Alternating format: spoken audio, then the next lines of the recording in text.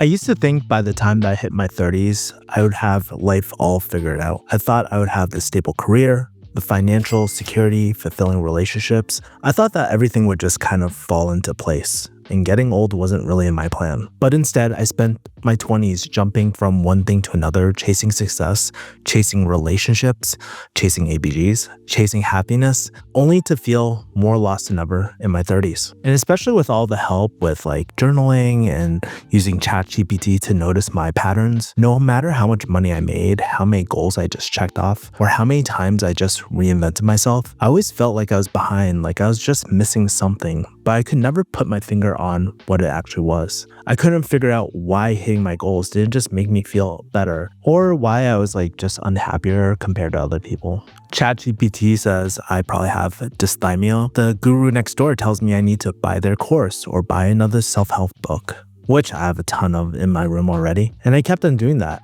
until I hit every single goal I've ever set. I quit my job, built a six-figure business, achieved the freedom that I thought I wanted, but still felt completely empty. And here I am in Thailand trying to find myself, I guess, right? And then earlier this year, I was sitting in my apartment alone, surrounded by everything that I thought would make me happy, just realizing that none of the things I accomplished actually changed the way I felt inside. And that moment completely shifted my mindset towards what really matters in your 20s, coming from a 30-year-old boomer. So I want to share the 7 key lessons I learned the hard way, so hopefully you don't have to waste the years chasing things that won't actually bring you what you're actually looking for.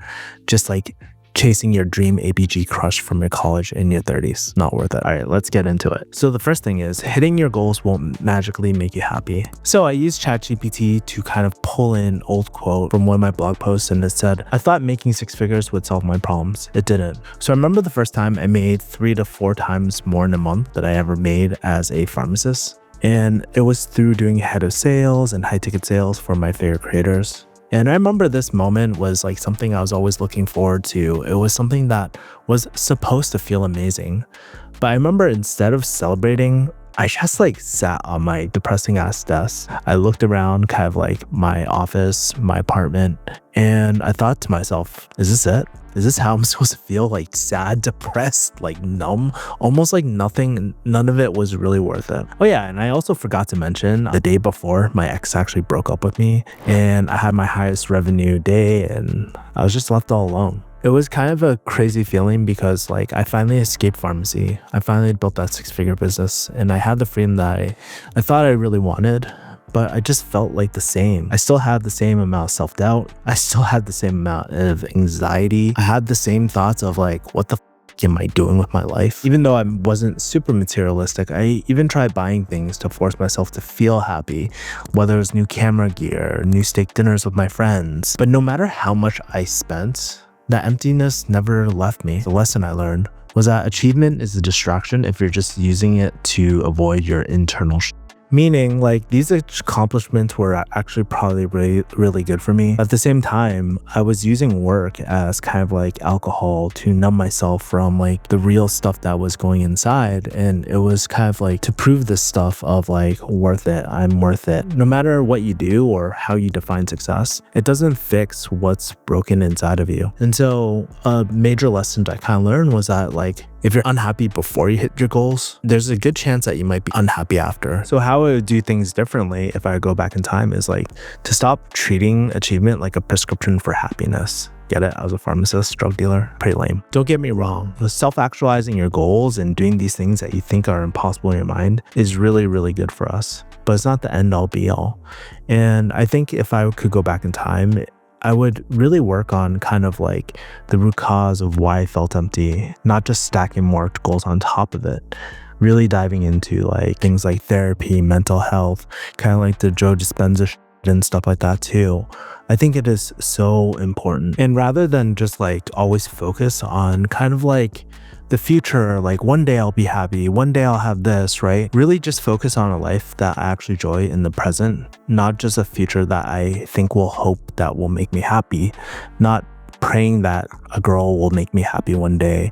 Just realizing that the small things like going to coffee shops or going jujitsu or just chopping up with friends, those are the things that make me happy. Even like, honestly, it's kind of crazy, but I love listening to Playboy Cardi and like Metro Boomin while I'm like reading books at a coffee shop, late night coffee shop. That's one of my favorite things these days. That's how I know I'm a boomer. Let's move on to second point. Feeling behind is a trap that will keep you stuck. I kept waiting for my real life to start, and one day I realized I had just wasted years waiting. So I think around like 33 or 30, I felt behind as fuck. I didn't have a house. I had no stable career. I was pivoting at a time where all my friends were making like their adult moves. At the time, I just kind of quit pharmacy and my dad just passed away. And I didn't really want to live with the same regret as my father. Of course, you know, what do? I scroll on social media, I go through Instagram posts, and I just remember making myself like almost feeling super, super depressed. And I was like scrolling on LinkedIn too, watching my classmates become like pharmacy managers, escaping retail pharmacy, becoming pharmacy directors, becoming business owners. I was like, damn, I just feel so behind, because even though I had these same aspirations and I've been working on these things a lot longer too, I really had nothing to tangibly show for it. Sure, I had skills. Sure, like I was really good at negotiation and all these other things. But it's kind of like that Asian thinking where it's like, oh, but show me what you actually have. And I'm like, I don't know, I have revenue numbers. But that was a mistake that I made, because like looking back, while they were like kind of following their set plan or script, I was just kind of writing my own. And looking back, the only thing that slowed me down was just spending so much time worrying about feeling behind that just kept me stuck in these end loops rather than being inspired and stuff. I was in these like low vibrational like thought loops that were just making me really sad and depressed over what. So I was going through one of my old journals, and I remember like I wrote this quote down like, hey, I could have been 3 years ahead if I just started earlier instead of overthinking everything. And so the lesson I kind of learned is that, you know, a lot of times we'll set these like timelines for ourselves, but in reality, there is no universal timeline of where you're supposed to be. No one is really actually ahead. And if we were to define someone was ahead or behind, what does that actually mean? And says who's the one that actually decides these things? Because the truth is, we're all on just different paths because we start at different points. When we're born, we're all in different situations. We have all unique skill sets and all these different things. And we have these natural talents too. And I think the thing I realized is like being in these overthinking loops steals more years and time than failure ever will, or making any mistake. The real mistake that held me back personally was like just never starting at all, or just waiting till I felt ready. Like the whole reason why I'm here in Asia, by the way, is because I've been wanting to come here since I was 25. I'm 37 now. And I'm like, holy shit, why did I wait so long? And it was this overthinking pattern. So if I were to do things differently, I would just take some sort of action and adjust along the way and just get some sort of clarity. It's things through like jujitsu, for example, where you might learn a technique, but then you spend the rest of your jujitsu career just perfecting these techniques with time, right? You're never going to get it right on the first try. And there's always small nuances and details. And rather than looking at it as something is right or wrong, like I start trying to look at things as like building blocks.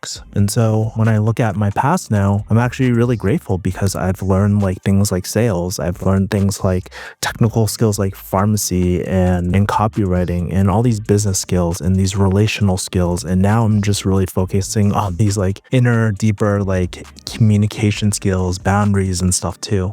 They all play in one another and they build on top of everything. So there's no need to overthink anything. You're exactly where you need to be, not necessarily because of the universe or whatever, even though I am kind of a crystal bro, but it's because part of learning is learning a little bit, trying something, having it break, and then readjusting and then doing it all over again. Let's move on to the next one. You'll wake up one day and realize that you were replaceable the whole time. I remember I said this quote, I gave years to a company that replaced me in just a week, and it hits home so hard. So I spent years grinding in pharmacy thinking that I was building something kind of meaningful. I still remember the day that I quit pharmacy at like this place I was working at, CVS. At the time, I was just super frustrated. I thought it was a very toxic work environment. If you go on Reddit forums, you'll see this all the time. But I actually ended up working for this company for like 5 or 7 or 8 years, a ridiculous amount of time. And at the time, I thought they would be shocked. I thought my coworkers would be sad to see me go. And so basically, I talked to my supervisor and I was like, hey, I actually got a job offer somewhere else and it's a lot closer. Did you want to talk? I remember my supervisor, she was like really bad with people skills looking back on it. She's very young, ego driven. She's like, well, what is there to talk about? There's nothing to talk about. You're just going to go and you don't have to come back to work next week or anything like that. And I was like, oh. And so instead of this moment where I thought they were going to be like, hey, Kevin, we appreciate all your work. Instead, when I left, they hired my replacement before my 2 weeks were even out.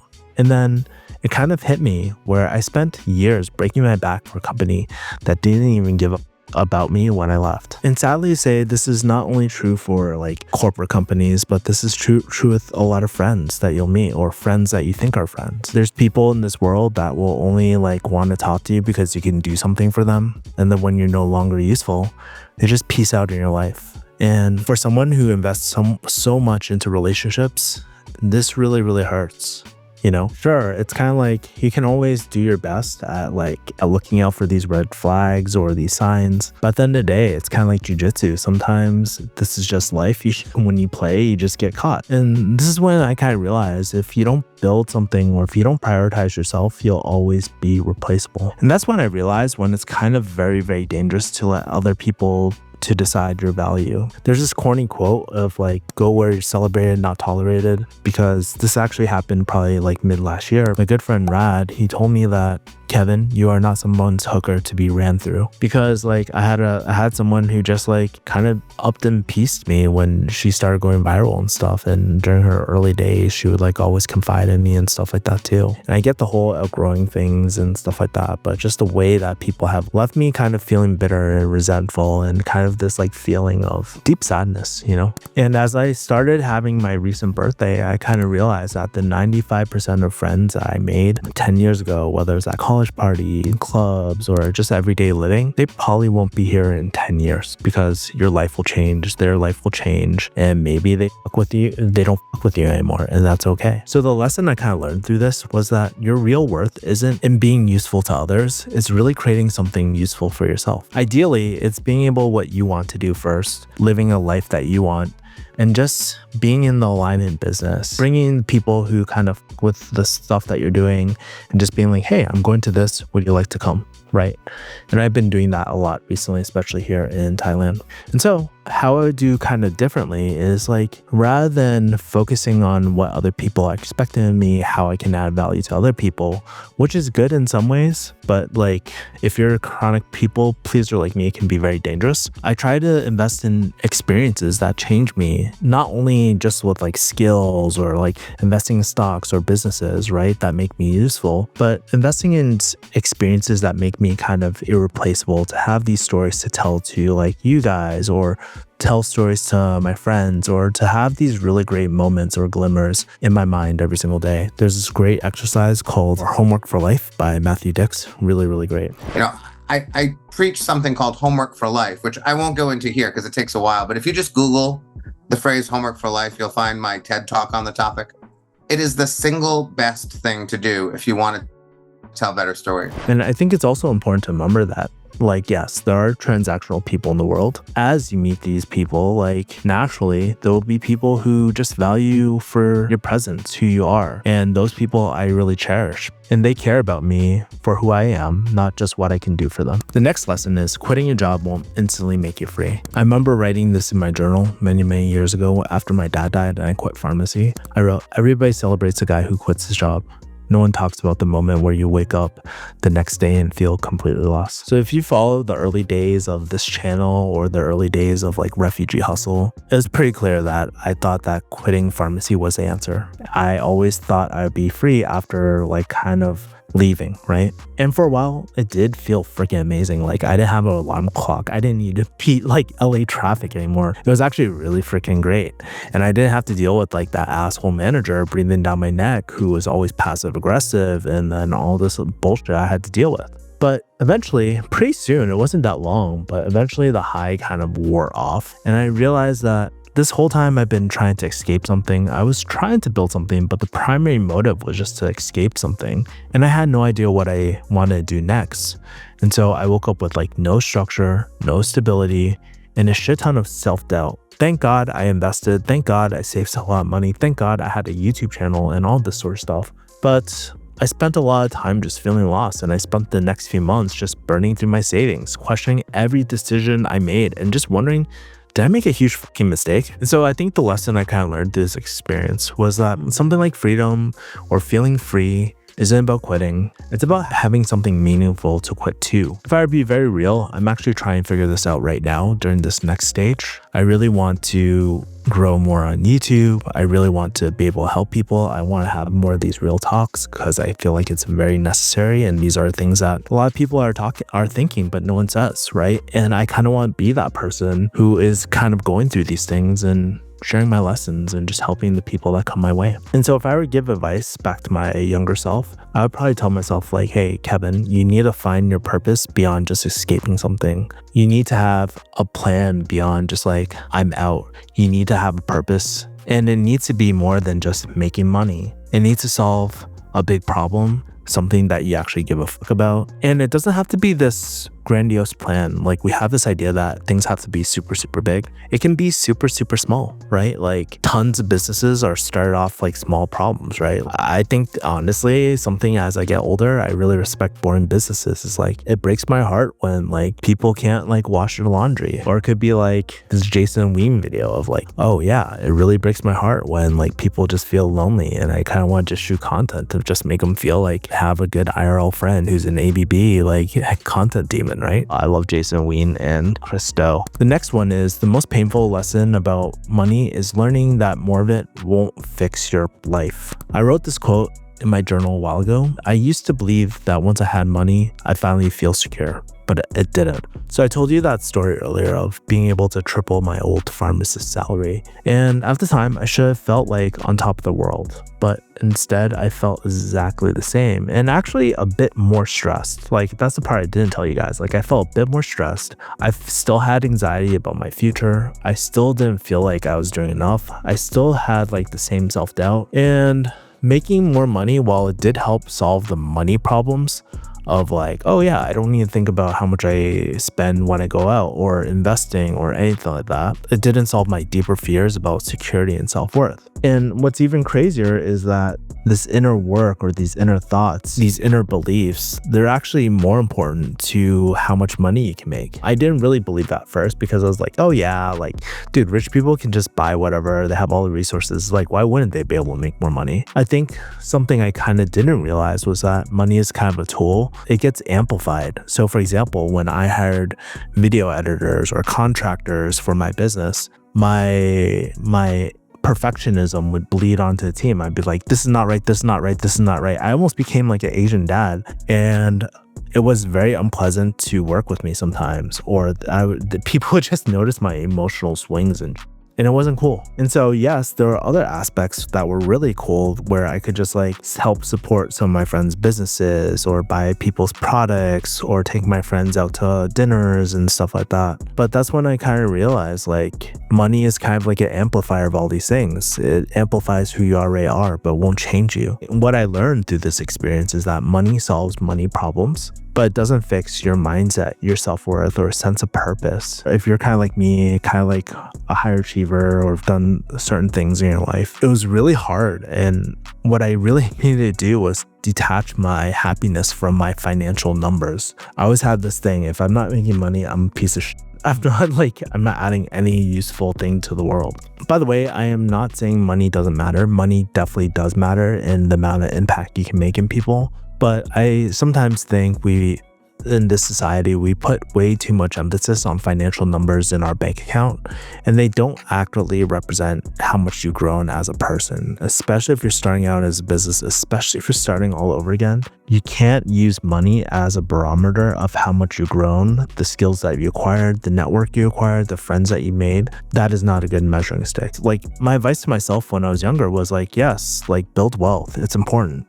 But it's also important to build a life that doesn't feel completely empty once you have it. And I think having that ideal life comes first. I was watching this Simon Squibb episode with Daniel Dalen, and he was talking about start with your ideal life first. It's like the daily small things. It's like, oh, going BJJ. It's being workout, being able to read, journal, and do the self-development stuff at bougie coffee shops. That's one of my favorite things, actually. And just being able to have deep convos with people, get to know people on a deeper level. And I think this will never change. At least it hasn't changed in the last 10 years. I don't see it changing within the next 10, but who knows? A lot things can happen. I think I would really tell myself that like money is kind of like the seasons. They come and go, especially if you're an entrepreneur. Like when you're an entrepreneur, you are taking more risk. That's inherent. There's this famous Peter Drucker quote I always quote, all profits derive from risk. And so when we do our own thing, it's natural that there's fluctuations in the business. Your baseline over time gets higher and higher and higher, and you won't have to worry about it as much. The original quote is a Neil Strauss quote. I can't remember the exact quote. I've been using his quote for love to money. And so something that is a lot healthier, the relationship with money for me these days, is that when money leaves, it's not to be too hard on myself. It's not to just automatically blame myself. There could be market fluctuations. There could be a lot of different things that I'm just not considering. When money leaves, it's important not to be hard on yourself and just be grateful for the experiences it brought you when it was there. Let's go on to the next one. Outgrowing people hurts even when it's necessary. I think a very painful lesson as I left pharmacy was that no one really tells you that success can feel really lonely because not everyone will actually grow with you. So I used to have this friend and we used to go out all the time in college. We had a lot of fun, but over time, we kind of outgrew each other, right? This person was also in healthcare. We used to go coffee shops all the time. Used to go partying. The thing was that I was trying to start a business and they were kind of living this like basic bitch lifestyle, which is totally cool. Nothing against that. If you want that, that's fine. Over time, we kind of faded, and it wasn't because of a major fight. Yes, there were moments where she would do weird, like invite my ex to like random events, even though that she knew we were broken up right after we broke up. It was weird like that. But when I look at some of those friendships, they faded not because we had a major fight, but just like our paths just changed, like family, kids, or maybe just like degen behavior. I literally have a friend who's my age who's still like getting drunk every single night, like trying to hook up with girls, like all that. And we're like 37, 38. And he's just like on that degen life and he's cool with it. And it's like, there's no judgment, but it's not the life I want to live. And I also realize that I'm trying to live a high performance life. And over the years, I've just personally stopped partying and I just want to focus more of my attention on business and making more friends in business. And suddenly I just didn't really relate to the people I used to spend every weekend with, right? I looked at like all these birthday photos over the years and these people I don't really talk to anymore. When I was looking at these photos, I just realized like letting go isn't always dramatic sometimes. It's just kind of sad. I think the important lesson I kind of learned is like not everyone is meant to stay in your life forever. I know that sounds kind of cliche, but it's so true. There's a thing that my friend told me a while ago is that all relationships end, whether we choose to end them or we die. So as you grow more,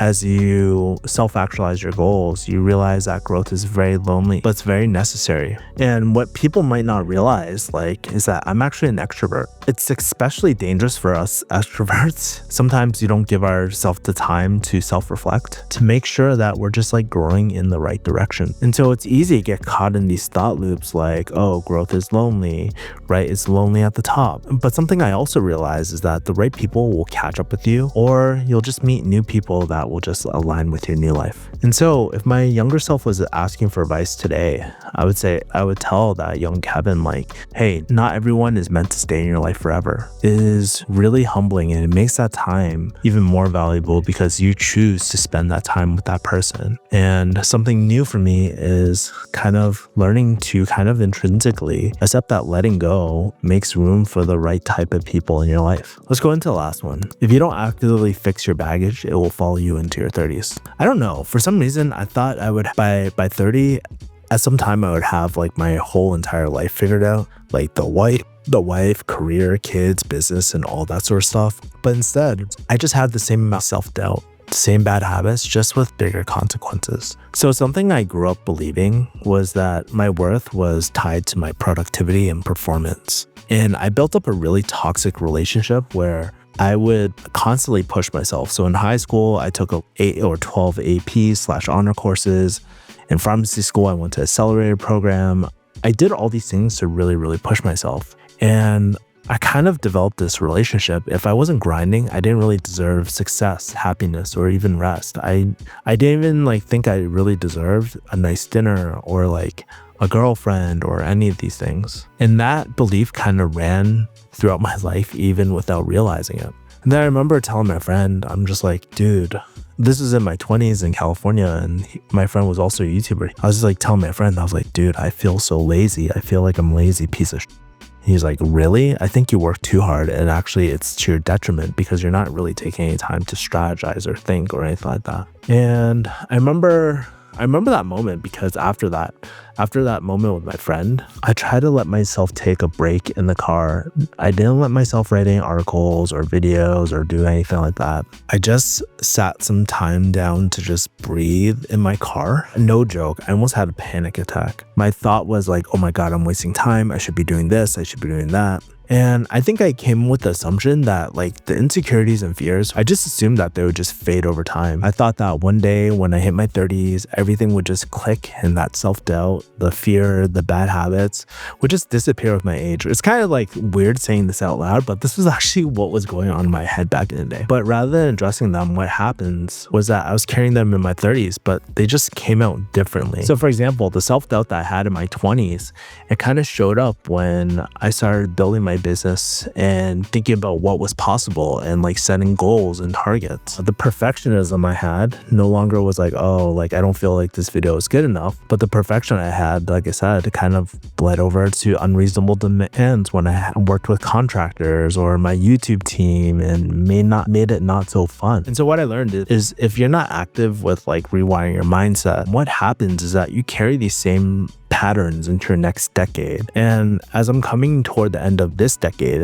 the end of my 30s, and as I'm thinking about family, kids, and all that sort of stuff, I'm trying not to bring that same into and bleed it over. And I think the most dangerous limitations necessarily aren't external, especially if we can travel anywhere or anything like that. One of the most dangerous limitations that we have are the stories that we tell ourselves about what we deserve and what we think is possible. And so the advice I would give to my younger self is, if you don't deal with your mental baggage now, it just won't disappear. It'll follow you with every single stage of your life. And something I wish I did so much earlier was get things like therapy, mental health, start reading more mental health books rather than business books, and doing the self-regulation type of work too. That's been kind of the theme over the last few years, and it was fucking tough, dude. I think what no one really tells you about this stuff is that these things get compound, they get worse, and the more times you repeat these pathways, the more like reinforce these patterns and habits that we have, and they get harder and harder to break over time. And so like when my first ex-girlfriend cheated on me, or when I had a breakup, or when I had certain setbacks, or when my dad died,